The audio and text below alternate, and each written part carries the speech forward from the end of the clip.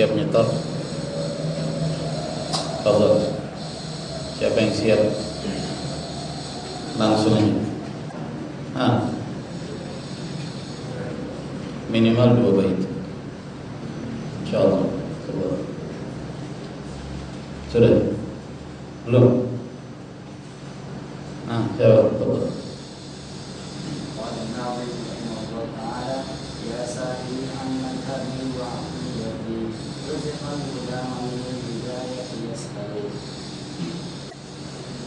اسمع كلام محقق في قوله لا ينثني عنه ولا يتبدل.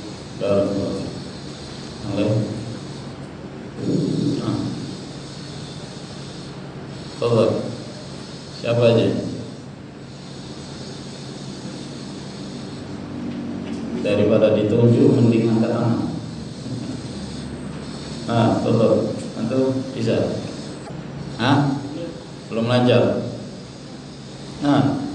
Sahib an-Nawara. Belum.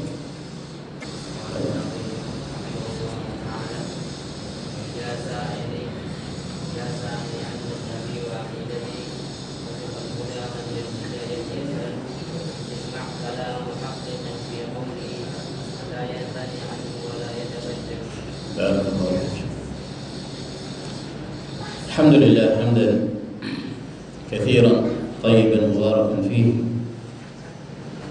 كما يحب ربنا ويرضاه وأشهد أن لا إله إلا الله وحده لا شريك له وأشهد أن محمدا عبده ورسوله صلى الله عليه وعلى آله وصحبه وسلم تسليما كثيرا. أما بعد، ayuhal ikhwatu billah, ini adalah majelis yang kedua dari pembahasan manzumah al-lamiyah yang dinisbatkan kepada Syekhul Islam Abul Abbas Ahmad bin Abdul Halim bin Abdul Salam al-Harrani al-ma'ruf bi Ibn Taimiyah rahimahullah ta'ala. Dan hari ini adalah hari yang ke-6 dari bulan Sya'ban tahun 1442 Hijriah yang bertepatan dengan tanggal 20 Maret tahun 2021. Sebelum kita melanjutkan ke bait yang ketiga, saya ingin mengoreksi dan memberi ta'liq terhadap 2 perkara yang disebutkan pada 2 bait sebelumnya. Yang pertama tentang apa yang kita sebutkan tadi dari perkataan muallif rahimahullah ta'ala, ruziqal huda man lil hidayati yas'al. Yang nampak Allah ta'ala alam berdasarkan yang saya ketahui, tentu dengan kurangnya ilmu yang saya miliki, bahwa ruziqa yang asalnya apabila disebutkan dalam bentuk ma'lum, bahwa yang razik adalah Allah tabaraka ta'ala, razaqallah, lalu kemudian dihilangkan atau tidak disebut fa'ilnya, sehingga bentuk ruziqa yang menjadi muqayyad sighah yang asalnya menasabkan 2 maf'ul, maf'ul bihi al-awwal dan maf'ul bihi al-thani. Lalu di mana maf'ul bihi al-awwal dan maf'ul bihi al-thani? Maf'ul bihi al-thani adalah al-huda, yang kemudian di sini menjadi maf'ul bihi. Adapun maf'ul bihi al-awwal yang kemudian menjadi al-maf'ul alladzi lam yusamma fa'iluhu adalah kalimat setelahnya, ma man lil hidayati yas'alu. Man isim mausul mabniun ala as-sukun fi mahalli raf'in, huwa al-maf'ul alladhi lam yusamma fa'iluhu. Lil hidayati yas'alu, asalnya yas'alu lil hidayah, silatul mausul la mahalla lahu min al-i'rab. Ini yang zahir. Allah Ta'ala alam. Jadi man itu kedudukannya sebagai al-maf'ul alladhi lam yusamma fa'iluhu, karena dia yang memohon. Yas'al, man yas'al lil hidayah. Ini yang zahir. Dan jazakallahu khair akhuna Ustaz Zaifah atas apa yang beliau sampaikan tadi, dan demikianlah ilmu ya kawan, bahwa ilmu itu adalah saling memberi faedah, saling melengkapi. Maka dengan itu ilmu itu akan menjadi hidup, majelis itu akan hidup. Dan Syekhuna Muqbil bin Hadi Al-Wadi rahimahullah ta'ala, majelis-majelis beliau itu adalah dialog antara beliau dengan muridnya. Seringkali di antara muridnya ada yang menyampaikan, bahkan mengkritik Syekh rahimahullah ta'ala, dari orang yang lebih muda, bahkan dari tingkatan cucu beliau, terkadang menyampaikan kepada beliau di majelis di hadapan murid-murid beliau, dan beliau menerima. Maka ini hal yang penting untuk kita ajarkan kepada para ikhwan, terbiasa untuk saling memberi faedah. Dan bagi siapa yang yattadha lahul haq, yang nampak baginya al-haq, kebenaran, untuk kembali kepada al-haq. Ini yang pertama. Yang kedua, dari ucapan Syekhul Islam pada bait yang kedua, la yanfani anhu wa la yatabaddal. La yanfani anhu, asal makna yanfani dari al-imtina al-in'itaf, itu yang melencengnya. Maka makna dari la yanfani yaitu la yansarif, la yarji, dia tidak rujuk dari ucapan ini. Wala yatabaddalu, dan tidak berubah. Karena ini adalah merupakan aqidah yang thabitah, yang kokoh, yang berasal dari aqidah yang nazilah yang kita sebutkan tadi, yang diturunkan oleh Allah Subhanahu wa taala kepada umat ini.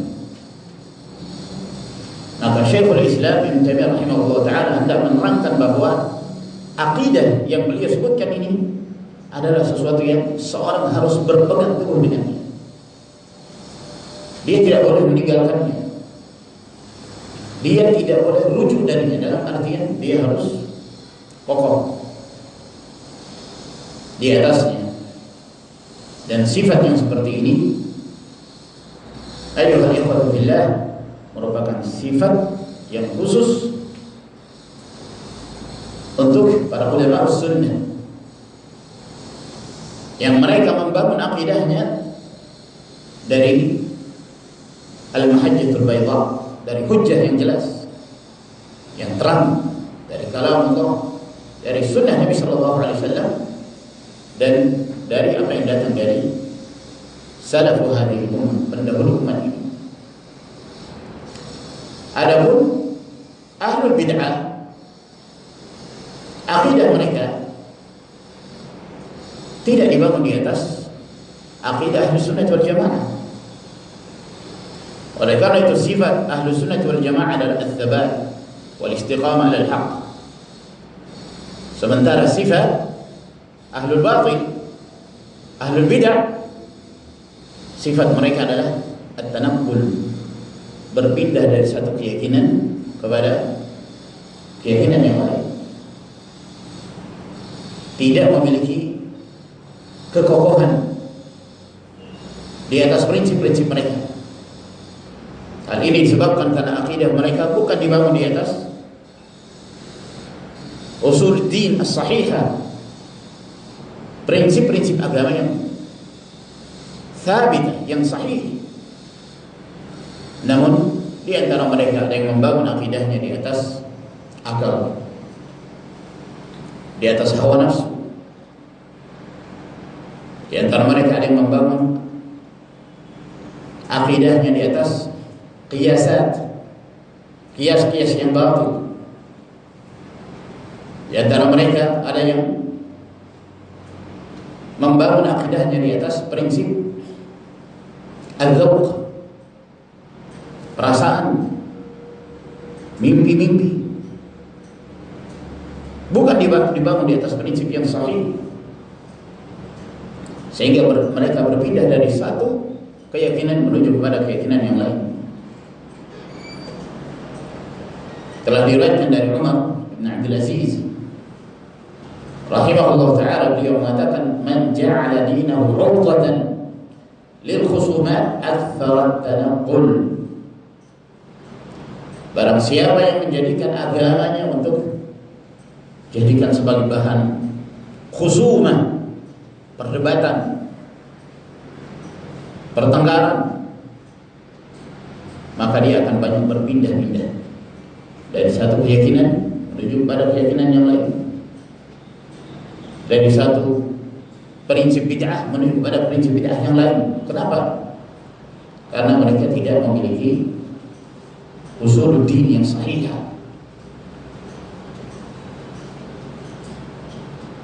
Dan diriwayatkan dari Imam Malik rahimahullah ta'ala, ketika ada sebagian dari ahlul bidah yang ingin berdebat dengan Imam Malik dalam permasalahan aqidah, maka kata Imam Malik rahimahullah ta'ala, amma ana fa'ala bayyinatin min din, atau amma ana fa'ala bayyinatin min rabbi, wa amma anta fashakun fadhhab ila syakin mithlik fakhasimhu. Adapun aku, kata Imam Malik, aku di atas kejelasan dari Rabbku. Agamaku agama yang jelas, wah, terang. Adapun kamu ini orang yang suka ragu, maka kamu pergi pada orang semisalmu, orang yang tahu semisalmu, kamu berdebat dengannya. Jangan kamu berdebat dengannya. Jadi dia datang bukan untuk mencari kebenaran, bukan untuk mendapatkan bimbingan, untuk debat. Maka tidak diladeni oleh Imam Malik rahimahullah. Lalu beliau membaca firman Allah Azza wa Jalla, qul hadhihi sabili ad'u ila Allah 'ala basirah.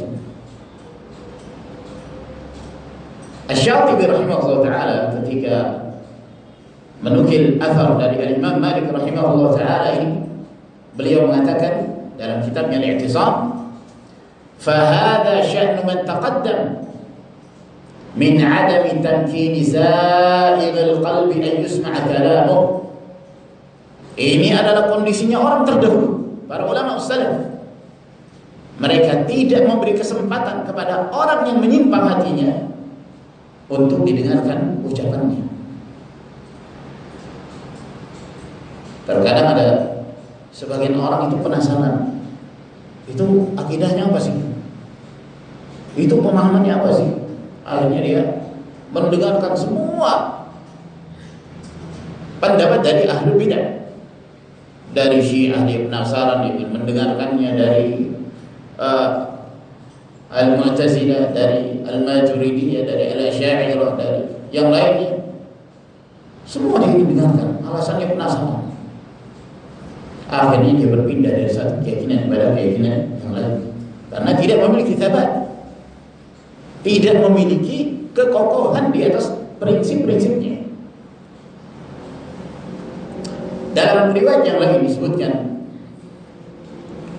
oleh Ibnu Battah dalam Al-Ibanah, bahwa suatu ketika Imam Malik rahimahullah taala didatangi oleh seorang yang tertuduh berpaham Murji'ah. Dia bernama Abul Juwairiyah. Dia mendatangi Imam Malik rahimahullah. Lalu dia mengatakan, ya Abu Abdillah, isma' minni syai'an ukallimuka bihi wa uhajjuka wa ukhbiruka bi ra'yi. Wahai Abu Abdillah, coba dengarkan dariku sesuatu. Aku ingin berbicara denganmu.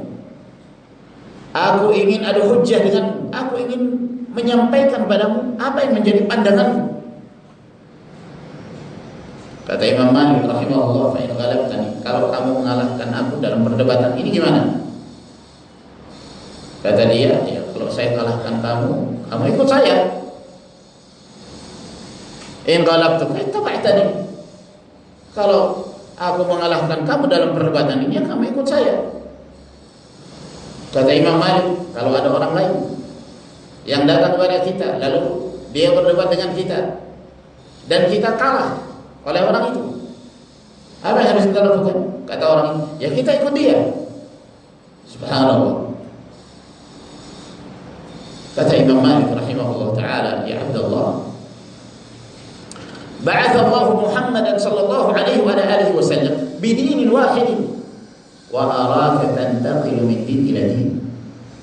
Wahai Abdullah, Allah azza wa jalla mengutus Muhammad sallallahu alaihi wasallam itu satu agama saja, satu keyakinan, tidak macam-macam. Dan saya melihat kamu ini berpindah dari satu agama pada agama yang lain, berpindah dari satu pemahaman pada pemahaman yang lain. Suka debat. Bertemu dengan debat, kalau kalah dia maka dia ikut. Orang seperti ini tidak memiliki thabat, tidak kokoh di atas agama Allah Subhanahu wa taala. Dan diriwayatkan dari Salim bin Abi Hafsah, beliau mengatakan rahimahullah, inna man qablakum bahathu wa naqaru hatta tahu. Sesungguhnya ada orang-orang sebelum kalian, ketika mereka membahas, mereka naqaru itu membahas hal-hal yang tidak berfaedah, yang tidak penting bagi mereka, memaksakan diri dalam hal-hal yang tidak kokoh di atas usuluddin, yang menyebabkan mereka terjatuh dalam kebingungan dan kesesatan. Oleh karena itu, ma'asyiral ikhwan rahimakumullah, ahlus sunnah wal jamaah, mereka adalah ahlus tsabat, orang yang kokoh di atas al-haq. Berbeda halnya dengan ahlul ahwa, ahlul bid'ah, ahlul talawwun fi dinillah tabaraka wa ta'ala. Maka dari sini ma'asyiral ikhwan rahimakumullah, pentingnya seorang mempelajari akidah yang sahih, lalu dia berpegang teguh dengannya. Dia mempelajari akidah dari sumbernya, dari kitabullah, dari sunnah Rasulullah SAW, dan dia memohon kepada Allah Subhanahu wa taala hidayah dan dijauhkan dari berbagai macam penyimpangan.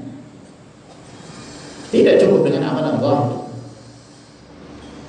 tidak cukup dengan amalan secara zahir. Berapa banyak dari kalangan hamba-hamba Allah terlihat mereka secara zahir amalan saleh, sholat, puasa, amalan saleh yang lainnya, namun memiliki akidah yang batilah. Ya. Maka seorang dalam keadaan demikian ala khatar, dalam kondisi berbahaya mereka.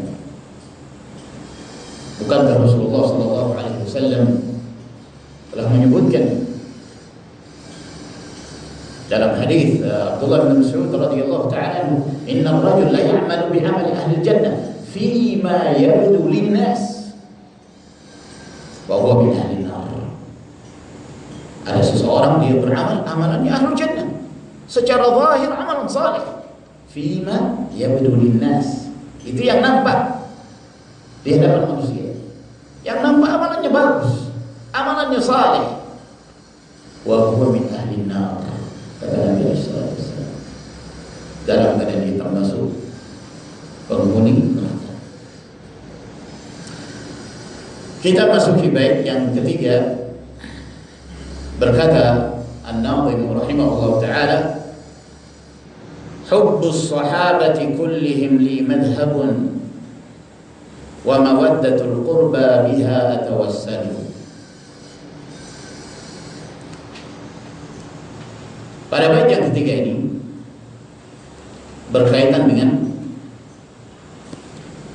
sikap Ahlus Sunnati wal Jamaah terhadap para sahabat Rasulullah sallallahu alaihi wasallam dan terhadap Ahlul Bait, qarabatun Nabi alaihi salatu wassalam, kerabatnya Rasulullah alaihi salatu wassalam yang disebut Ahlul Bait. Kata beliau, hubbus sahabati, hubbu cinta, hubbu dan al-mawaddah. Maka al-hubbu huwa al-mawaddah, rasa cinta. Lawan dari al-bughd, lawan dari al-karahah, yang maknanya benci. As-sahabati jamak dari sahabi. Yang dimaksud di sini adalah sahabat Rasul sallallahu alaihi wasallam. Dan yang dimaksud as-sahabiyyu adalah kullu man laqiya an-nabiy sallallahu alaihi wa alihi wasallam mu'minan bihi wa mata 'ala al-Islam. Sebagaimana yang disebutkan oleh Al-Hafidz Ibnu Hajar. Di sana definisi-definisi yang lain. Namun kesimpulannya bahwa yang dimaksud as-sahabi adalah setiap yang pernah bertemu Rasulullah sallallahu alaihi wasallam. Yang dimaksud pertemuan di sini adalah pertemuan di alam sadar, di masa hidupnya Rasulullah alaihi salatu wassalam. Ketika dia bertemu Nabi alaihi salatu wassalam, mukminan bihi, dia bertemu dalam keadaan mukmin, dia beriman terhadap apa yang dibawa oleh Nabi sallallahu alaihi wasallam, wa mata 'ala al-Islam,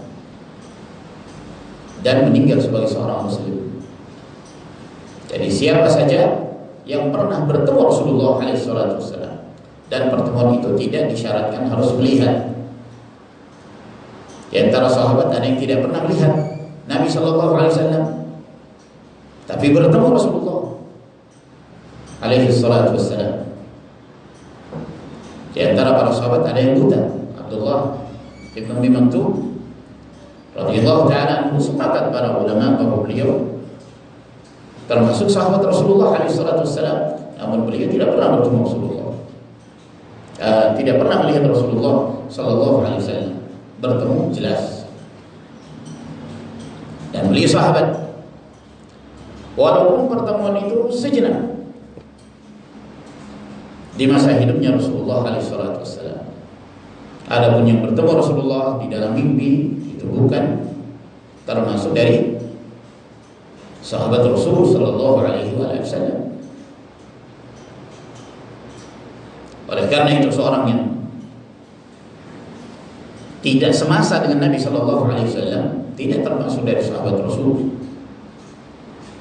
Ada seorang yang mengaku sahabat Nabi, hidupnya 5 abad setelah wafatnya Rasulullah sallallahu alaihi wasallam, rata dari Hindi. Maka ini tidak benar. Mukminan bihi, dia beriman kepada apa yang dibawa oleh Nabi sallallahu alaihi wasallam, wa mata 'ala al-Islam, dia mati sebagai seorang muslim.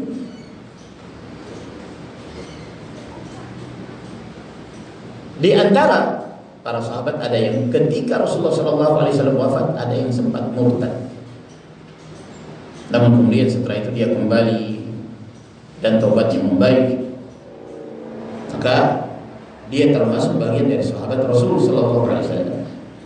Oleh karena itu kata Al-Hafidz Ibnu Hajar, walau takhallalat riddatun fil asah, walaupun diselingi ar-riddah, sempat terjadi kemurtadan, dia murtad setelah wafatnya Nabi alaihi salatu wassalam, namun dia kembali bertaubat kepada Allah Taala, maka dia termasuk bagian dari sahabat Rasul sallallahu alaihi wasallam. Adapun seorang muslim, dia hidup di masa hidupnya Nabi sallallahu alaihi wasallam, namun tidak pernah bertemu Rasulullah alaihi salatu wassalam, maka yang sahih dia tidak termasuk bagian dari sahabat Rasulullah sallallahu alaihi wasallam.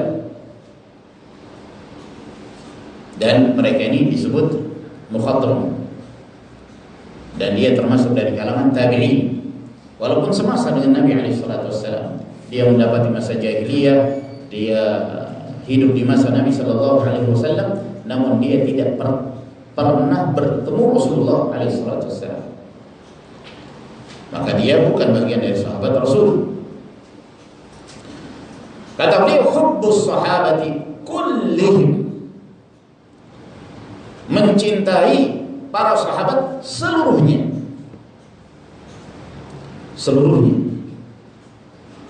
tanpa terkecuali. Maka ini bantahan terhadap kaum Syiah Rafidhah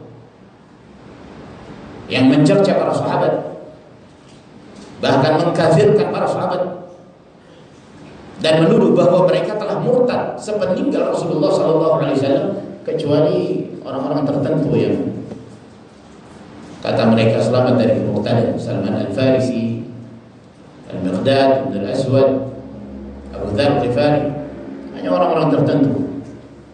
Adapun mayoritasnya termasuk Abu Bakar As-Siddiq, Umar bin Khattab, dalam pandangan pemahaman batinnya mereka bahwa para sahabat telah murtad. Sungguh ini adalah merupakan kedustaan yang besar, buhtanun azim. Para sahabat yang mereka hidup bersama Nabi sallallahu alaihi wasallam, berjuang bersama Rasulullah alaihi salatu wassalam dalam suka dan duka. Mereka yang rela mengorbankan seluruh apa yang mereka miliki, harta, jiwa, demi untuk menolong agama Allah Subhanahu wa taala, menolong Rasulnya sallallahu alaihi wasallam. Para sahabat yang demikian banyak firman Allah yang menerangkan tentang keutamaan mereka. Dalam pandangan kaum Syiah Rafidhah, mereka seluruhnya dianggap murtad kecuali segelintir. La haula wala quwwata illa billah. Dan ayat-ayat yang menerangkan tentang keutamaan para sahabat banyak sekali. السابقون الأولون من المهاجرين والأنصار والذين اتبعوهم بإحسان رضي الله عنهم ورضوا عنه وأعد لهم جنات تجري تحتها الأنهار خالدين فيها أبدا. Mereka orang-orang yang terdahulu dari kaum muhajirin dan ansar, dan yang mengikuti mereka, Allah Azza wa Jalla ridha kepada mereka, dan mereka pun ridha dengan apa yang telah Allah Subhanahu wa taala berikan kepada mereka. Allah Tabaraka wa taala telah menjanjikan untuk mereka al-jannah. Dan Rasulullah sallallahu alaihi wasallam disebutkan oleh Allah Azza wa Jalla orang-orang yang bersama beliau, mereka adalah kaum mukminin yang dibenci oleh orang-orang kafir, yang pujian terhadap mereka, orang-orang yang bersama Rasulullah sallallahu alaihi wasallam ini, bukan hanya disebutkan pujiannya di dalam Al-Qur'an Karim, tapi juga dalam kitab-kitab samawi sebelumnya, dalam Taurat, dalam Injil telah diterangkan keutamaan mereka. Allah Jalla wa Ala berfirman dalam surat Al-Fath, Muhammadun Rasulullah walladzina ma'ahu asyidda'u 'alal kuffari ruhama'u bainahum tarahum ruk'a sujada yabtaguna fadlan min Allah wa ridwana simahum fi wujuhihim min athari sujud dzalika mathaluhum fit Taurah wa mathaluhum fil Injil. Ketika Allah Subhanahu wa taala menyebutkan Muhammad Rasulullah walladzina ma'ah, dan orang-orang yang bersama beliau. Siapa yang bersama beliau? Para sahabat radhiyallahu anhu. Keras terhadap orang-orang kafir dan saling merahmati di antara mereka. Lalu setelah itu Allah Subhanahu wa taala menyebutkan mathaluhum fit Taurah. Dzalika mathaluhum fit Taurah. Perumpamaan mereka itu telah disebutkan di dalam kitab Taurat dan telah disebutkan dalam kitab Injil. Kazar'in akhraja shat'ahu fa'azarahu fastaghlaba fastawa 'ala suqi yu'jibu az-zurra' yaghidhu bihim al-kuffar. Mereka ini yang dididik langsung oleh Rasulullah sallallahu alaihi wasallam seperti tanaman yang kemudian tumbuh semakin menguat, ya, sampai kemudian mencapai kesempurnaan yang mengagumkan dan menyenangkan orang-orang yang menanamnya, dan untuk menjadikan orang-orang kafir itu benci kepada mereka. Ini seluruhnya sifat tentang para sahabat yang telah disebutkan di dalam Taurat dan Injil dan di dalam Al-Quran Karim. Oleh karena itu, seorang mukmin adalah seorang yang senantiasa mendoakan kebaikan untuk mereka, untuk para sahabat, bukan orang-orang yang mencela mereka. Mendoakan kebaikan untuk mereka. Setelah Allah Jalla wa'ala menerangkan keutamaan kaum muhajirin, kaum ansar dalam suratul Hasyr, disebutkan oleh Allah Subhanahu wa taala keutamaan muhajirin, dan mereka disebutkan sebagai orang-orang yang jujur dengan keimanan mereka. Ulaika humus shadiqun. Dan disebutkan tentang keutamaan kaum ansar. Wa ulaika humul muflihun wa man yuqa syuhha nafsihi fa ulaika humul muflihun. Orang-orang yang selamat hati mereka dari kekikiran dan kebakhilan, mereka adalah orang-orang yang muflih, meraih kemenangan hidup di dunia dan di akhirat. Lalu setelah itu Allah Subhanahu wa taala berfirman, walladzina ja'u min ba'dihim yaqulun rabbana ighfir lana wa li ikhwanina alladhina sabaquna bil iman wa la taj'al fi qulubina ghillan lil ladzina amanu.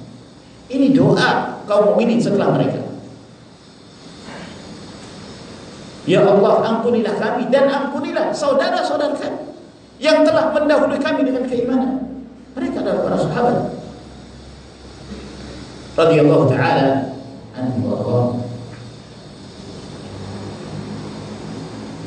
Dan mereka adalah generasi yang terbaik yang telah disebutkan oleh Rasulullah sallallahu alaihi wasallam. Khairukum qarni thumma alladhina yalunahum thumma alladhina yalunahum. Orang yang terbaik dari kalian adalah mereka yang hidup di masaku, kemudian setelah mereka, kemudian setelah mereka. Keutamaan para sahabat demikian banyak. Kewajiban kita sebagai kaum mukminin adalah mengenal keutamaan mereka, mencintai mereka, dan tidak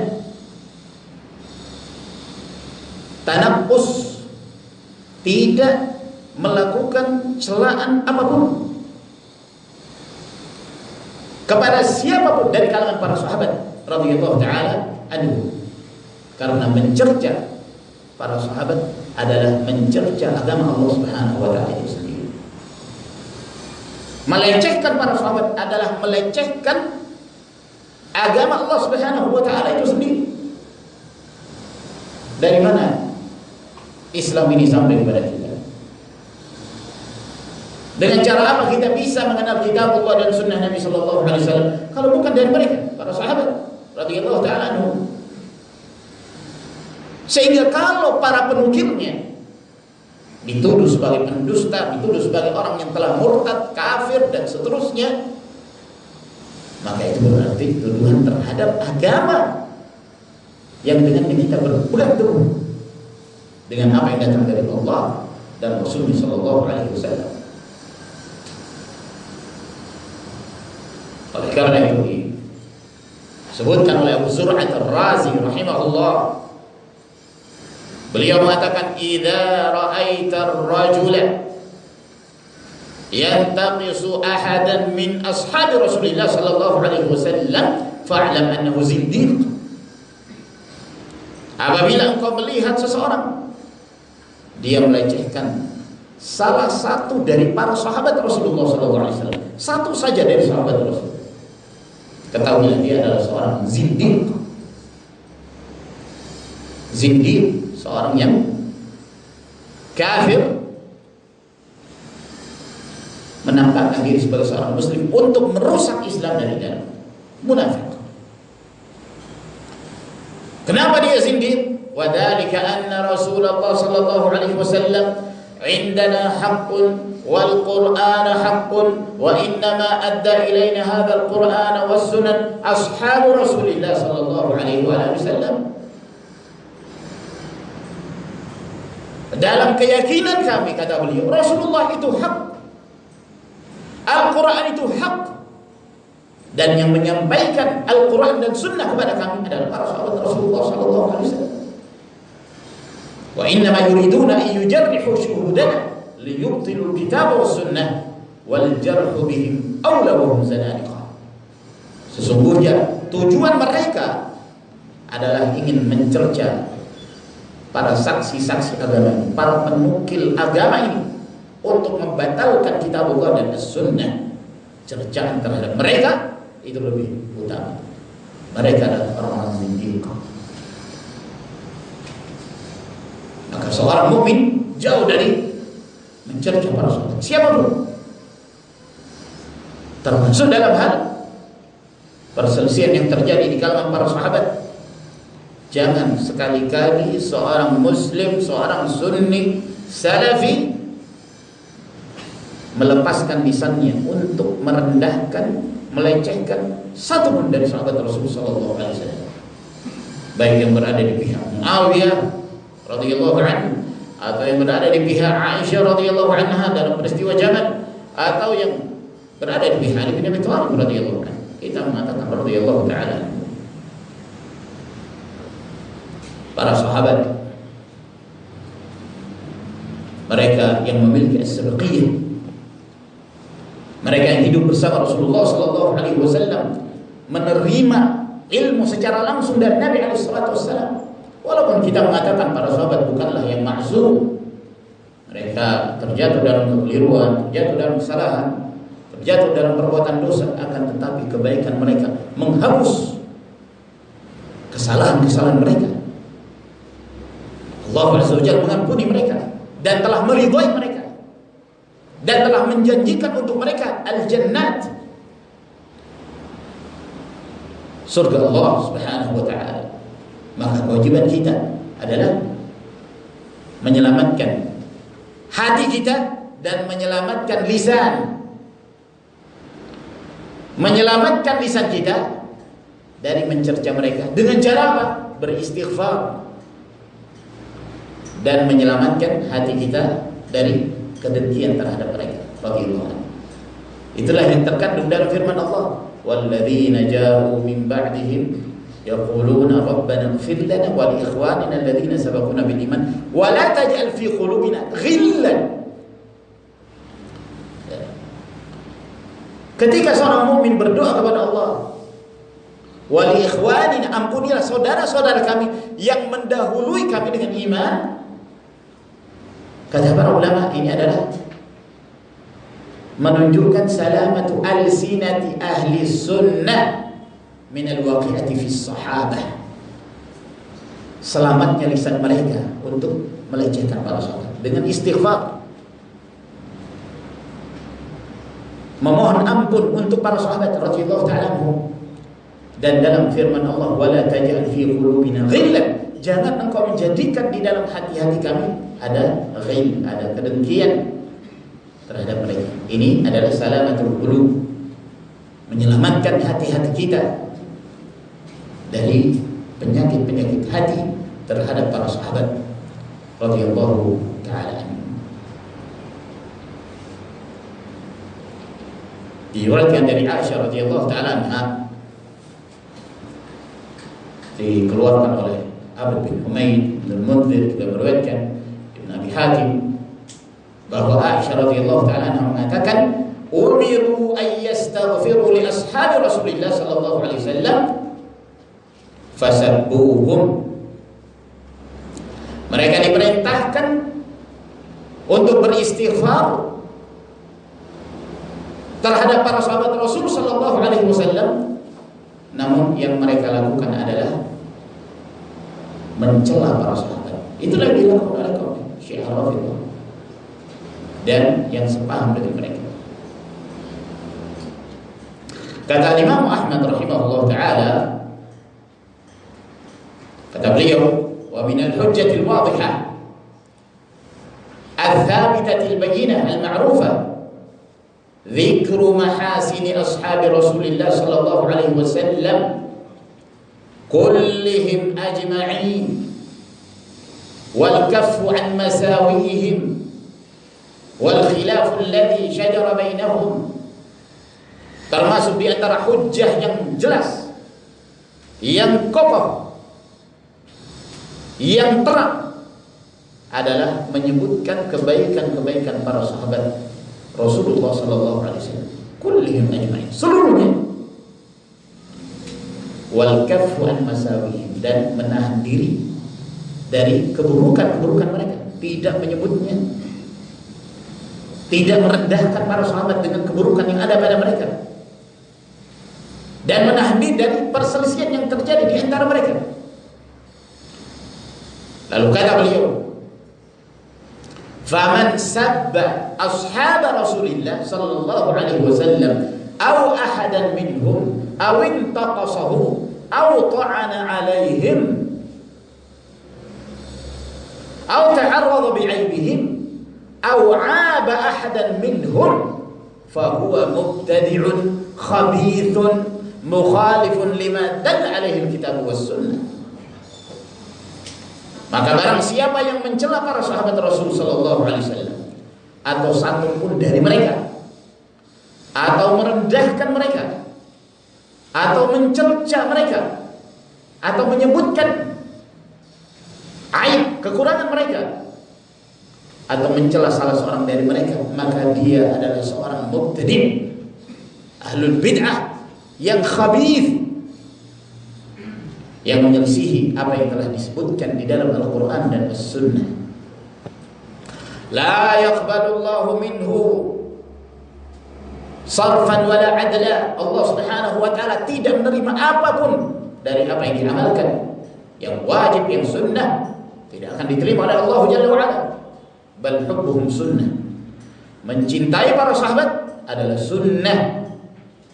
Wa du'a'u lahum qurbah, dan mendoakan kebaikan untuk para sahabat merupakan bentuk qurbah, pendekatan diri seorang hamba kepada Allah Subhanahu wa taala. Wal iqtida'u bihim wasilah, dan mengikuti bimbingan mereka merupakan bentuk wasilah yang dengannya seorang hamba mendekatkan diri kepada Allah Subhanahu wa taala.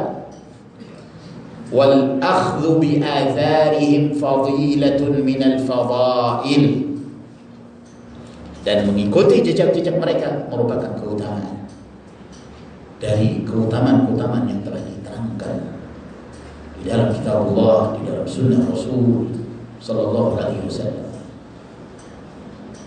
Maka mencintai para sahabat adalah din, bagian dari agama Allah Subhanahu wa taala, yang wajib bagi seorang memuliakan seluruh para sahabat Rasulullah alaihi salatu wassalam. Oleh karena itu kata beliau, hubbus sahabati kullihim, mencintai para sahabat seluruhnya. Li madhabun, itu adalah madhabku, itu adalah metodeku, itu adalah jalanku. Mengapa beliau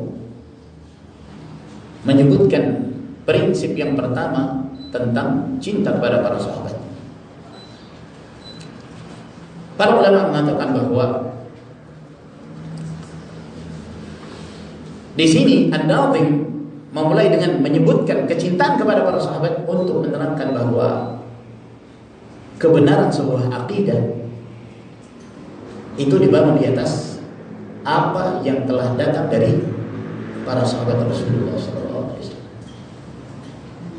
Barang siapa yang menyelisih mereka, maka mereka tidak berjalan di atas akidah yang sahih. Sehingga ini prinsip utama yang beliau sebutkan, agar seorang muslim memahami bahwa seorang tidak akan mungkin dikatakan dia memahami Al-Quran dan As-Sunnah dengan pemahaman yang benar tanpa mengikuti bimbingan para sahabat radhiyallahu ta'ala anhum. Tidak mungkin. Tidak mungkin seorang dikatakan bahwa dia menjadi seorang muslim yang benar, dia menjadi seorang muslim yang berpegang kepada kitab Allah dan sunnah tanpa dia mengikuti bimbingan para sahabat. Tidak. Oleh karenanya seringkali kita menyebutkan bahwa yang wajib adalah seorang mengamalkan kitab Allah dan sunnah ala fahmi as-salaf. Itulah madhabus salaf, itulah al-manhajus salafi. Jadi al-manhajus salafi, madhabus salaf itu bukan hanya sekedar pengakuan saya salafi, saya salafi, saya salafi, tapi melihat prinsip-prinsipnya tidak berjalan di atas prinsip ini. Dia membaca ayat Allah atau dia menyebutkan hadis Nabi SAW, lalu pemahamannya berdasarkan pemahaman kiainya, berdasarkan pemahaman ustadznya, tidak mengembalikan kepada fahmus salaf, berdasarkan rohyunya, berdasarkan perasaannya, berdasarkan mimpinya, dan berbagai macam metode istidlal yang ada di kalangan kaum. Jadi penisbatan salafi merupakan penisbatan yang mulia. Kita menisbatkan diri kita kepada salaf. Kata Syekhul Islam Ibnu Taimiyah rahimahullah taala, la 'aiba 'ala man adhhara madhhab as-salaf wa intasaba ilayhi wa i'taza ilayhi, bal yajib qabul dhalika min bil ittifaq, fa inna madhhab as-salaf la yakunu illa haqqan. Tidak ada celaan orang yang menampakkan madhabus salaf, menisbatkan diri kepadanya, berafiliasi kepadanya, bahkan itu yang wajib berdasarkan kesepakatan para ulama. Sebab madhabus salaf tidaklah melainkan kebenaran semata. Tidak akan mungkin seorang bisa memahami dengan baik Al-Quran, Sunnah, lalu dia tidak merujuk kepada pemahaman para sahabat. Dari mana mereka dengan firman Allah Subhanahu wa ta'ala, "Wa man yushaqiqir rasul min ba'di ma tabayyana lahu al-huda wa yattabi' ghayra sabilil mu'minin nuwallihi ma tawalla wa nuslihi jahannam wa sa'at masira." Barang siapa yang melenceng, menyimpang dari jalannya Rasulullah SAW setelah kejelasan itu sampai kepadanya dan dia mengikuti jalan selain kaum mukminin. Ketika ayat ini turun, siapa itu kaum mukminin? Para sahabat radhiyallahu anhum. Mereka adalah generasi yang belum terjadi iftirak, perpecahan di masa itu. Mereka adalah kaum mukminin. Siapa yang menyimpang dari jalan mereka, maka dia akan semakin disesatkan oleh Allah Azza wa Jalla. Di mana mereka dari hadis Nabi Sallallahu Alaihi Wasallam ketika menerangkan tentang perpecahan umat, hanya satu yang diselamatkan oleh Allah Taala. Siapa mereka? Hiya ma ana alaihi yawma ashab. Siapa yang berjalan di atas jalanku dan jalannya para sahabat radhiyallahu ta'ala. Maka mencintai para sahabat merupakan bagian dari agama Allah. Seorang mendekatkan diri kepada Allah Subhanahu wa ta'ala dengan hubbus sahabati, cinta kepada para sahabat. Barang siapa yang cinta kepada para sahabat, maka Allah Subhanahu wa ta'ala akan mengumpulkan bersama dengan mereka pada yaumul qiyamah. Dalam hadis yang diriwayatkan oleh Imam Bukhari dari Anas bin Malik radhiyallahu anhu, ketika ada seorang datang kepada Rasulullah sallallahu alaihi wasallam bertanya tentang hari kiamat. Kata Nabi alaihi salatu wasallam, "Wa ma a'adta laha?" Apa yang kamu persiapkan untuk menghadapi hari kiamat? Kata orang ini, "La syai' illa an yuhibbullaha wa rasulahu sallallahu alaihi wasallam." Tidak ada satu yang bisa aku persiapkan kecuali aku cinta kepada Allah dan Rasulnya sallallahu alaihi wasallam. Kata Nabi sallallahu alaihi wasallam, "Anta ma'a man ahbabta." Engkau akan dikumpulkan bersama dengan orang yang kau cintai. Kata Anas bin Malik radhiyallahu anhu, ketika mendengarkan sabda Nabi sallallahu alaihi wasallam ini, engkau akan dikumpulkan bersama dengan orang yang engkau cintai pada yaumul qiyamah. Kata beliau, "Fama farihna bi syai' farahana bi qauli Nabi sallallahu alaihi wasallam, anta ma'a man ahbabta." Maka tidaklah kami merasakan sebuah kegembiraan melebihi pada saat kami mendengarkan sabda Nabi sallallahu alaihi wasallam, engkau dikumpulkan bersama dengan orang yang kamu cintai pada yaumul qiyamah. Lalu beliau mengatakan, "Fa ana uhibbun Nabiy sallallahu alaihi wasallam wa Abu Bakr wa Umar wa arju an akuna ma'ahum bi hubbi iyyahum wa in lam a'mal bi mithli a'malihim." Maka aku cinta kepada Nabi sallallahu alaihi wasallam. Aku cinta kepada Abu Bakar, aku cinta kepada Umar. Dan aku berharap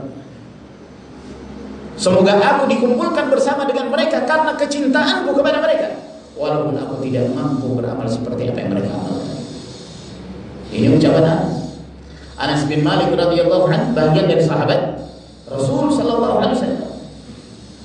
Kita pun mengatakan bahwa kami cinta kepada Rasulullah, kami cinta kepada Abu Bakar, kami cinta kepada Umar, kami cinta kepada Uthman, kami cinta kepada Ali, kami cinta kepada para sahabat radhiyallahu ta'ala anhum seluruh. Walaupun kami tidak akan mampu seperti mereka beramal seperti apa yang mereka amalkan. Apa kata Rasulullah sallallahu alaihi wasallam? La tasubbu ashabi law anfaqa ahadukum mithla Uhudin dhahaban ma balagha mudda ahadihim wala nasifa. Jangan kalian mencela para sahabatku. Dalam riwayat yang lain, la tasubbu ahadan min ashabi. Jangan kalian mencela satu pun dari para sahabat. Hati-hati. Ini permasalahan yang penting sekali. Kadang-kadang ada sebagian cinta pada para sahabat, tapi ada sahabat-sahabat tertentu dilecehkan, direndahkan. Secara umum dia mengatakan saya cinta kepada para sahabat Rasulullah, tapi dia merendahkan Utsman bin Affan radhiyallahu anhu. Atau dia merendahkan Amr bin Al-As radhiyallahu anhu. Atau dia merendahkan Abu Musa Al-Asy'ari radhiyallahu anhu, atau siapa saja dari sahabat Rasul. La tasubbu ahadan. Jangan kalian mencerca satu pun dari para sahabat. Kalau seandainya salah seorang kalian menginfakkan emas seperti bukit Uhud, tidak akan bisa menyamai infaknya para sahabat ketika mereka berinfak satu mud atau setengah mud. Diterangkan oleh Syekhul Islam Taimiyah rahimahullah hadis ini. Kata beliau, para sahabat berinfak satu mud pernah? Pastilah, iya kan? Bahkan lebih dari itu. Setengah mud. Mud itu dua telapak tangan lelaki dewasa. Ini satu mud. Para sahabat pernah nggak mereka berinfak satu mud kurma atau satu mud gandum? Itu pasti sudah, iya kan? Ada nggak selain para sahabat yang pernah berinfak emas satu bukit Uhud? Ada nggak? Nggak ada kan? Ya. Nggak ada. Sebesar bukit Uhud, seluruhnya emas diinfakkan? Nggak ada. Berarti apa? Ini adalah merupakan bentuk takjis bahwa kita tidak mampu seperti para sahabat. Mereka berinfak satu mud saja, itu gak bisa dibandingkan oleh kita walaupun berinfak satu Bukit Uhud emas, nggak bisa. Jadi tidak akan mungkin seorang bisa menyamai levelnya para sahabat radhiyallahu ta'ala. Tidak akan mungkin bisa. Namun kecintaan kita kepada mereka, kita berharap dengan sebab rasa cinta yang dibangun di atas din karena agama Allah Subhanahu wa taala, maka Allah Azza wa Jalla mengumpulkan kita bersama mereka pada yaumul qiyamah bersama Rasulullah sallallahu alaihi wa alihi wasallam. Lalu kata beliau, wa mawaddatul qurba, mawaddatu hubb, mawaddah rasa cinta, cinta kepada al-qurba. Al-qurba yang dimaksud di sini adalah kerabat Rasulullah sallallahu alaihi wa ala alihi wasallam. Mencintai kerabat Rasulullah sallallahu alaihi wasallam yang disebut ahlu baitin nubuwah adalah merupakan bagian dari din, dari agama Allah tabaraka wa ta'ala. Maka dengan biha, yaitu bimawaddatihim, dengan mencintai mereka, atawassalu, aku menjadikan ini sebagai wasilah untuk mendekatkan diri kepada Allah. Karena wasilah dengan amalan saleh termasuk di antara wasilah atau tawassul yang disyariatkan. Dengannya kita mendekatkan diri kepada Allah Subhanahu wa taala. Siapa yang dimaksud dengan Ahlul Bait? Ini terjadi khilaf di kalangan para ulama. Ada sebagian para ulama itu pendapat Imam Syafi'i rahimahullah dan diriwayatkan dari Imam Ahmad bahwa yang dimaksud Ahlul Bait adalah mereka yang diharamkan atas mereka sedekah. Yang diharamkan atas mereka sedekah ini termasuk bagian dari Ahlul Bait. Terjadi khilaf siapa itu yang diharamkan atas mereka sedekah. Apakah hanya Banu Hashim saja atau Banu Hashim dan Banu Al-Muttalib? Banu Hashim atau Banu Al-Muttalib. Siapa itu Hashim? Siapa itu Al-Muttalib? Siapa nama Rasul sallallahu alaihi wasallam? Hah? Siapa namanya Rasul? Ada yang tahu? Muhammad bin Abdullah bin Abdul Muttalib bin Hashim. Bisa dilanjutkan? Hah? Bin Abdi Manaf bin Qusay bin Kilab bin lanjut. Bin Kilab bin Murrah. Terus bin Ka'ab bin Lu'ay bin Ghalib bin Fihr bin lanjut bin Fihr bin apa? Malik bin An-Nadhr bin Kinana bin Khuzaimah bin Mudrika bin Ilyas bin Ma'ad bin Adnan wa Adnan min waladi Ismail bin Ibrahim alaihi wassalatu wassalam. Muhammad bin Abdullah bin Abdul Muttalib bin Hashim. Ada yang mengatakan bahwa Ahlul Bait adalah Banu Hashim. Siapa saja dari keturunan Hashim, ya, berarti Hashim itu jad yang keberapa? Jad kakeknya Rasul yang keberapa? Yang kedua. Kedua, Banu Hashim. Seluruh keturunan Banu Hashim itu Ahlul Bait. Ada yang mengatakan tidak, bukan hanya Banu Hashim, tapi Banu Muttalib. Banu Muttalib. Jadi Al-Muttalib itu bersaudara dengan Hashim. Al-Muttalib. Ya, di situlah kepadanya dinisbatkan Abdul Muttalib. Sebenarnya Abdul Muttalib ini namanya bukan Abdul Muttalib. Sebagian ahli sejarah menyebut bahwa suatu ketika Al-Muttalib ini ketika dia berjalan dengan ponakannya yang kemudian disebut Abdul Muttalib, ada yang mengatakan namanya Syaibah, ada yang mengatakan namanya Al-Hamd. Si Abdul Muttalib ini itu dalam keadaan lusuh, jadi kelihatan kayak budak gitu, kayak hamba sahaya. Sehingga dengan itu orang menyangka bahwa dia adalah budaknya si Muttalib. Disebutlah dia sebagai Abdul Muttalib.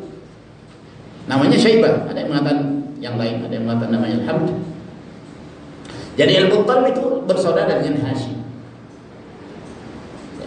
Ada yang mengatakan bukan hanya dari Banu Hashim, tapi juga dari Banu Al-Muttalib. Itu termasuk dari Ahlul Bait. Terjadi khilaf dalam masalah ini. Namun intinya bahwa yang termasuk Ahlul Bait adalah mereka yang diharamkan untuk mereka sedekah. Dan termasuk di antara Ahlul Bait adalah istri-istri Rasulullah sallallahu alaihi wasallam dan keturunannya. Bahkan mereka yang lebih utama dimasukkan ke dalam Ahlul Bait. Karena kaum Syiah Rafidhah mereka tidak menganggap bahwa istri Nabi sallallahu alaihi wasallam bagian dari Ahlul Bait. Padahal ayat yang disebutkan oleh Allah tabaraka taala, innama yuridullahu liyudhhiba ankumur rijsa ahlal baiti wa yutahhirakum tathira. Ayat ini ya, itu berkenaan tentang istri-istri Rasulullah sallallahu alaihi wasallam. Sesungguhnya Allah Subhanahu wa taala ingin menghilangkan kotoran dari kalian wahai Ahlul Bait. Ayat ini diarahkan kepada istri-istri Rasulullah sallallahu alaihi wasallam. Maka mereka masuk ke dalam Ahlul Bait. Maka kewajiban Ahlus Sunnah adalah mencintai mereka. Wa mawaddatul qurba biha tawassal. Maka ini bantah terhadap kaum Syiah Rafidhah yang mengatakan bahwa Ahlus Sunnah itu nawasib. Apa makna nawasib? Jamak dari nasib, nasibah, nawasib. Nawasib yaitu orang-orang yang membenci Ahlul Bait, yang membenci keluarga Nabi, yang membenci Ali radhiyallahu anhu. Ahlus Sunnah wal Jamaah mencintai mereka seluruhnya. Mereka cinta kepada Ali radhiyallahu anhu. Mereka cinta kepada keluarga Rasulullah sallallahu alaihi wasallam, termasuk dari mereka istri-istri Rasulullah sallallahu alaihi wasallam. Karena cinta kepada mereka adalah bagian dari din, bagian dari wasiat Rasulullah sallallahu alaihi wasallam. Mencintai keluarga Rasulullah alaihi wasallam. Kaum Rafidhah mengatakan bahwa Ahlus Sunnah itu nawasib. Apa katanya? Kenapa mereka mengatakan Ahlus Sunnah itu nawasib, membenci Ali radhiyallahu anhu? Karena mereka menganggap bahwa khilafah Abu Bakar As-Siddiq dan Umar adalah sah. Karena mereka cinta kepada Abu Bakar dan Umar. Barang siapa yang cinta kepada Abu Bakar dan Umar, berarti dia benci kepada Ali. Loh, kenapa harus begitu? Ya. Kita mencintai Ali radhiyallahu anhu sebagaimana kita cinta kepada yang lainnya. Dari kalangan para sahabat termasuk Abu Bakar As-Siddiq, Umar bin Khattab, Utsman bin Affan radhiyallahu anhu, dan para sahabat yang lain tanpa terkecuali. Dalam hadis yang diriwayatkan oleh Imam Muslim, Rasulullah sallallahu alaihi wasallam menyampaikan nasihatnya kepada umatnya Kata beliau, wa ana tarikun fikum thaqalain awwaluhuma kitabullah fihi al-huda wan nur fakhudhu bi kitabillah wastamsiku bih. Aku meninggalkan untuk kalian thaqalain, dua wasiat yang berat, menunjukkan kemuliaan dan keagungan wasiat ini. Yang pertama adalah berpegang teguh dengan kitab Allah.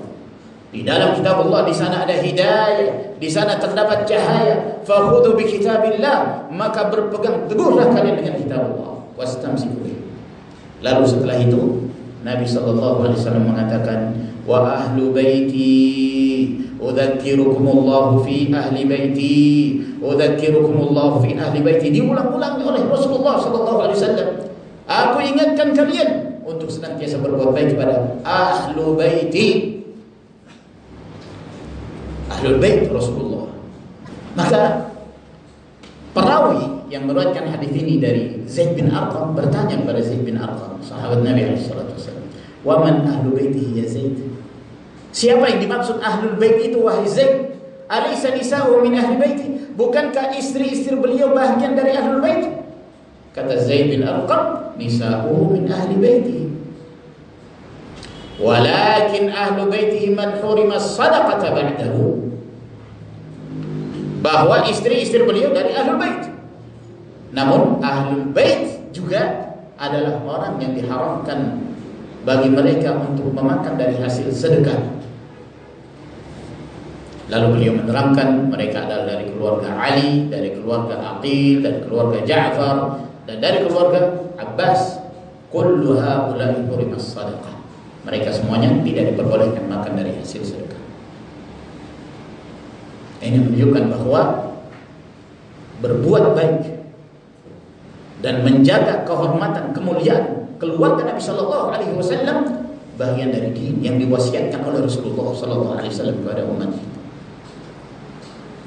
Oleh karena itu wasiat ini dijaga oleh para sahabat, termasuk Umar bin Khattab radhiyallahu anhu, termasuk Abu Bakar As-Siddiq radhiyallahu anhu.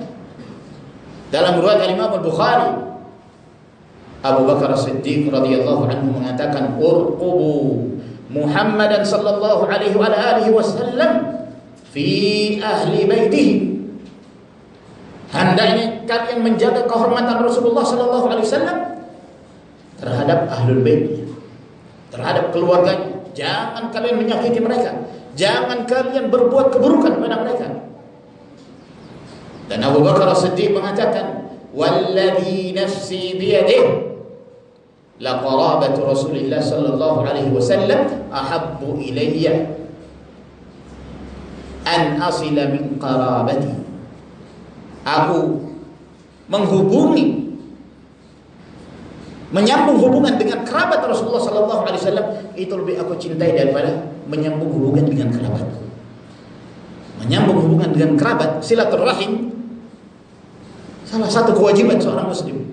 Tapi kata beliau, menyambung hubungan dengan kerabat Nabi itu lebih aku sukai. Menunjukkan bahwa ini kedudukannya lebih tinggi, lebih mulia. Itulah sikap para sahabat radhiyallahu taala anhu.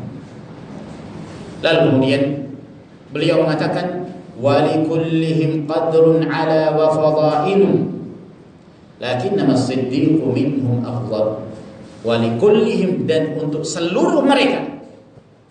Seluruh mereka, siapa itu? Seluruh para sahabat Rasulullah sallallahu alaihi wasallam. Lebih kuat lagi rasa cinta kita kepada mereka ketika mereka memiliki kedudukan yang mulia di dalam agama. Dia seorang muslim, tambah lagi dia bagian dari sahabat Rasulullah SAW. Selain dia sebagai sahabat Nabi, dia juga termasuk kerabat Nabi SAW. Maka memelihara kemuliaan dan kehormatan mereka itu merupakan bagian dari agama Allah Subhanahu wa taala. Walikullihim, dan untuk seluruh mereka, seluruh para sahabat Nabi sallallahu alaihi wasallam, qadrun, memiliki qadar. Qadar yang dimaksud di sini adalah manzilah, kedudukan. Mereka seluruhnya memiliki kedudukan. Kedudukan yang apa? Ala, yang mulia, yang tinggi. wa fadailu. Wa fadailu. Sebagian ketika menyebutkan fadail itu dengan di tanwin, wa fadailu, karena darurah syi'riyah, walaupun asalnya dia termasuk al-ismul ladzi la yansarif. Fadailu itu asalnya. Kadang-kadang ditanwin di darurah syi'riyah atau li istiqamah tawazun wazn, agar wazan bait syairnya itu imbang. Wa likullihim qadrun ala wa fadailu. Fadail jamak dari fadilah, keutamaan. Setiap dari mereka memiliki keutamaan, dan setiap dari mereka memiliki kemuliaan. Lakinnama as-siddiqu, akan tetapi as-siddiq yang dimaksud di sini adalah Abu Bakar As-Siddiq radhiyallahu anhu. Minhum, dari kalangan para sahabat itu, afdalu, yang paling afdal, yang paling afdal. Ini beliau hendak menerangkan bahwa kita cinta kepada seluruh para sahabat, namun kita meyakini bahwa para sahabat itu bertingkat-tingkat kedudukan dan kemuliaan yang mereka miliki. Tidak sama antara fulan dengan alan, walaupun mereka seluruhnya bagian dari sahabat Rasul sallallahu alaihi wasallam. Dan Allah Subhanahu wa taala menyebutkan adanya perbedaan keutamaan. La yastawil qa'iduna minal mu'minin ghairu ulil dharar wal mujahiduna fi sabilillah bi amwalihim wa anfusihim. Faddala Allahu al-mujahidin bi amwalihim wa anfusihim 'ala al-qa'idina darajat wa kullu wa'ada Allahu al-husna. Wa faddala Allahu al-mujahidin 'ala al-qa'idin ajran 'azima. Tidak sama antara seorang yang berjihad di jalan Allah dengan harta mereka dan dengan jiwa mereka daripada orang yang tidak berjihad. Beda. Kecuali orang-orang yang memiliki uzur, walaupun masing-masing dari mereka telah dijanjikan oleh Allah Subhanahu wa taala al-jannah. Tidak sama antara seorang yang terdahulu masuk Islam dengan seorang yang masuk Islam setelah Fathu Makkah. Berbeda, walaupun mereka seluruhnya bagian dari sahabat Rasul sallallahu alaihi wasallam. Namun mereka memiliki keutamaan yang berbeda-beda. Yang paling afdal di antara mereka adalah Abu Bakar As-Siddiq. Oleh karena itu telah disebutkan riwayat yang mutawatir dari Ali bin Abi Thalib radhiyallahu anhu, bahwa Ali bin Abi Thalib radhiyallahu ta'ala mengatakan, khairu hadhihi al-ummati ba'da nabiyha Abu Bakr wa Umar. Sebaik-baik umat ini setelah nabinya adalah Abu Bakar dan Umar.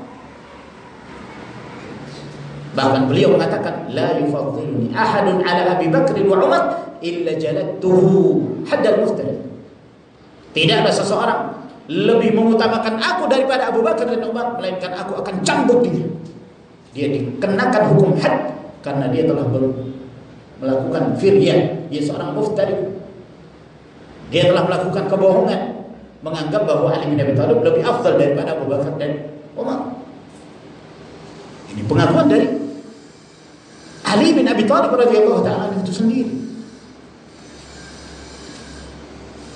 Disebutkan oleh Ibnu Taimiyah rahimahullah ta'ala, sebagaimana disebutkan dalam Majmu' al-Fatawa, kata beliau, wa qad tawatara hadha an amiril mu'minin Ali bin Abi Thalib,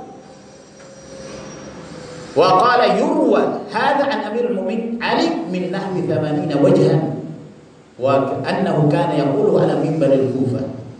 Telah mutawatir diriwayatkan dari Ali bin Abi Thalib ucapan, sebaik-baik umat ini adalah Abu Bakar dan Umar. Dan diriwayatkan dari Ali bin Abi Thalib dari 80 jalur. Dan bahwasanya beliau pernah mengucapkan kalimat ini itu di atas mimbar di Kufah.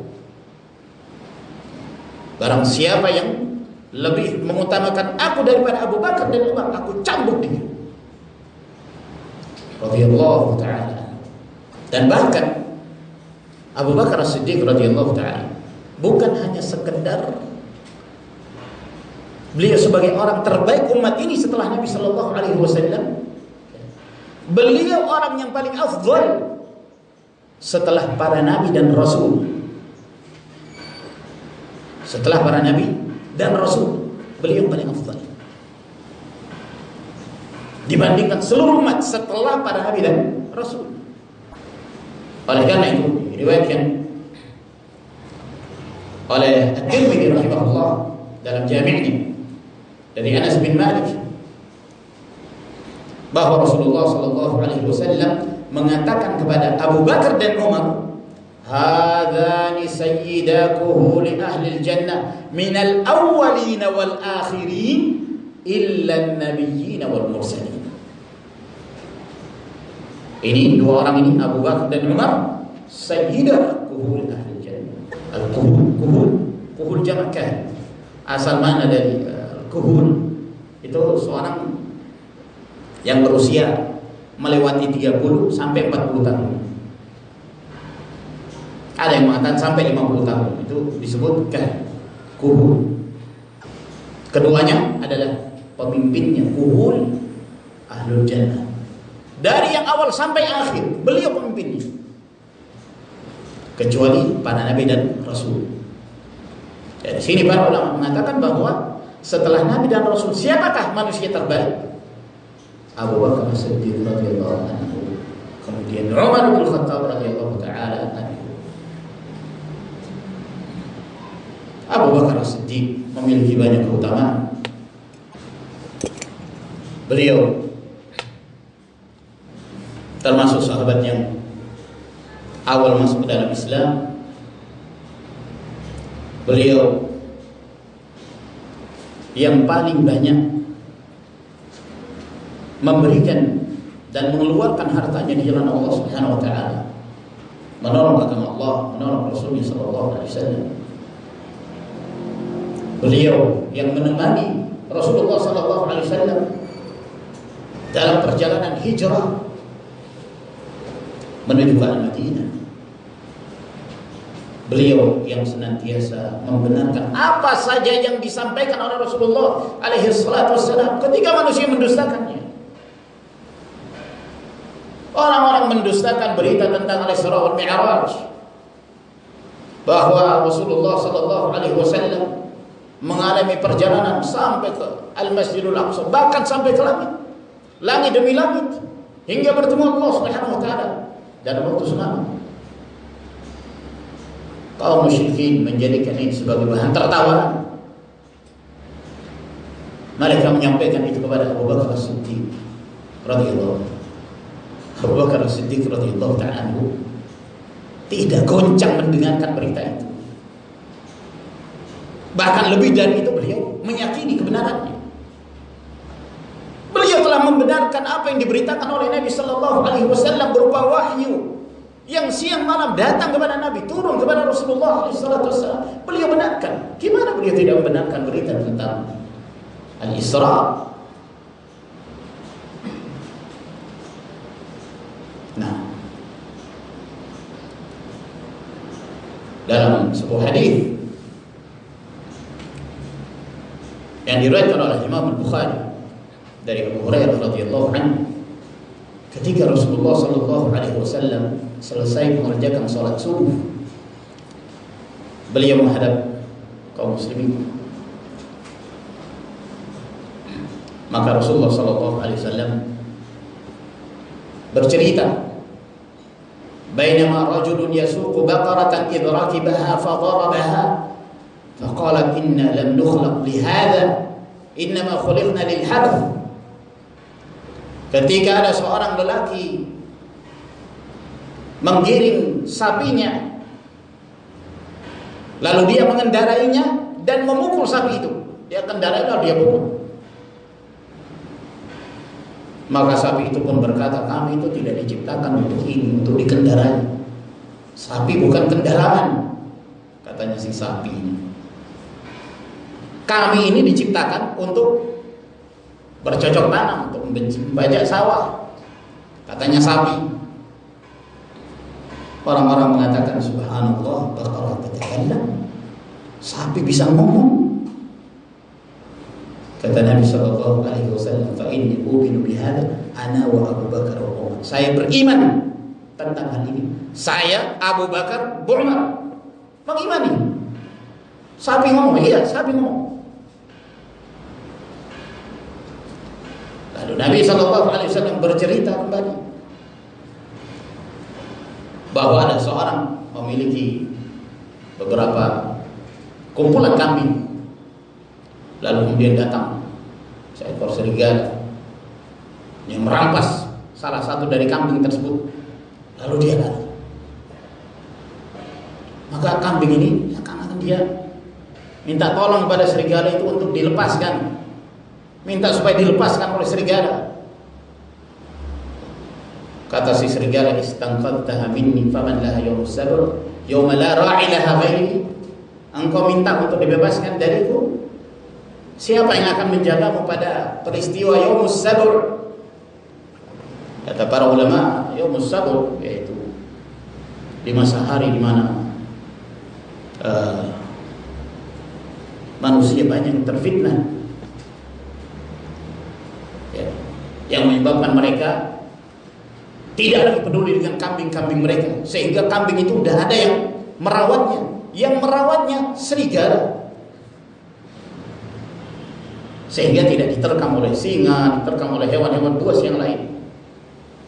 Katanya serigala ini, ya, siapa yang akan merawatmu, yang memeliharamu pada peristiwa hari As-Sabr itu? Hari tidak ada yang bisa menggembala kamu kecuali saya. Kata si serigala. Orang-orang mengatakan, "Subhanallah, dzibun yatakallam." Subhanallah, serigala bisa ngomong. Kata Nabi sallallahu alaihi wasallam, "Fa inni u'minu bihadza ana wa Abu Bakr wa Umar." Aku mengimani hal ini, aku, Abu Bakar dan Umar. Itulah iman yang terdapat pada diri Abu Bakar As-Siddiq radhiyallahu taala. Nah, keutamaan sehingga di dalam agama Allah Subhanahu wa taala dan di dalam keyakinan Ahlus Sunnah tidak ada perselisihan bahwa manusia yang terbaik setelah Rasulullah sallallahu alaihi wasallam dari kalangan umat ini adalah Abu Bakar, kemudian Umar. Jumhur Ahlus Sunnah mengatakan yang terbaik berdasarkan urutan khilafah. Abu Bakar, kemudian Umar, kemudian Utsman, kemudian Ali. Meskipun ada sebagian kecil yang lebih mengutamakan Ali radhiyallahu taala anhu dari Utsman ibn Affan radhiyallahu taala anhu ajma'in. Lalu kata beliau, "Wa aqulu fil Qur'ani ma ja'at bihi ayatuhu fa huwal karimul munzal." Selesai penjelasan tentang kewajiban mencintai para sahabat radhiyallahu taala anhum. Maka ini memasuki prinsip yang lain dari prinsip Ahlus Sunnah wal Jamaah, yaitu keimanan mereka terhadap kitabullah Jalla wa Ala. Kata beliau, "Wa aqulu," maksudnya aqulu di sini aku mengatakan a'taqidu, aku meyakini, aku mengucapkannya di atas keyakinan. Apa itu? Fil Quran, tentang Al-Quran Karim.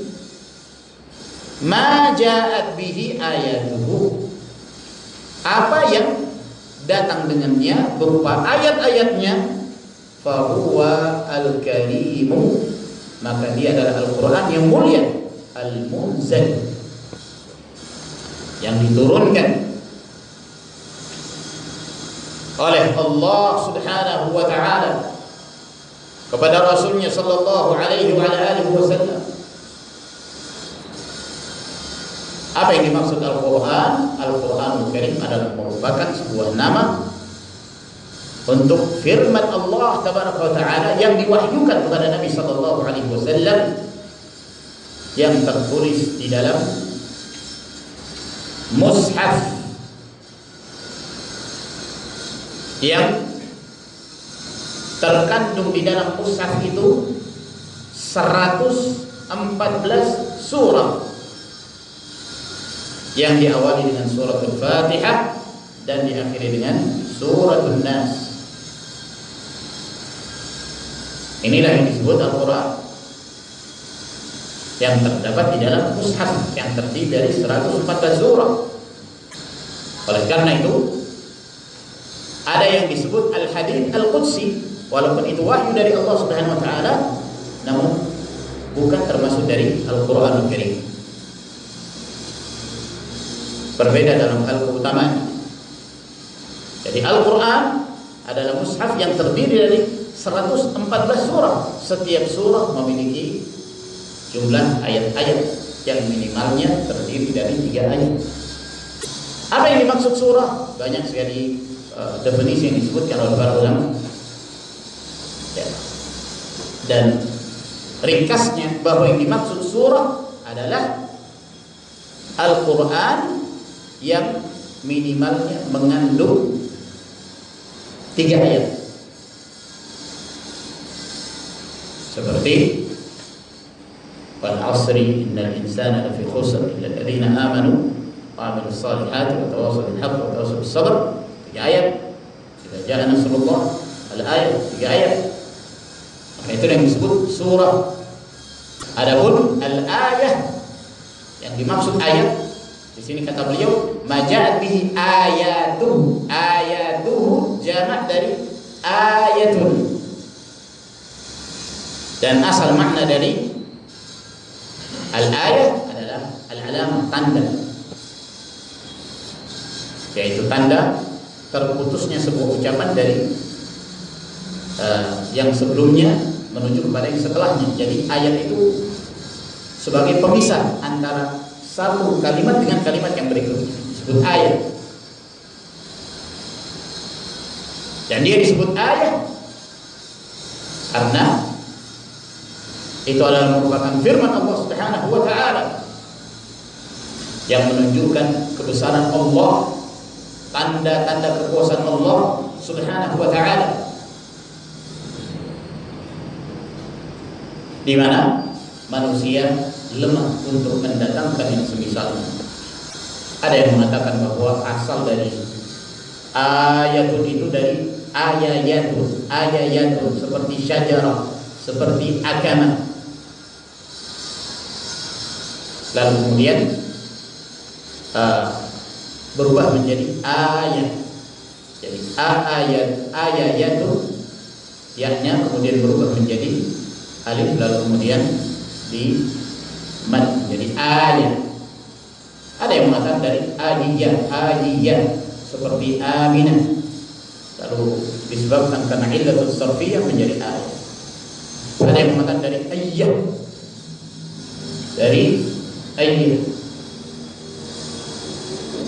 Nah,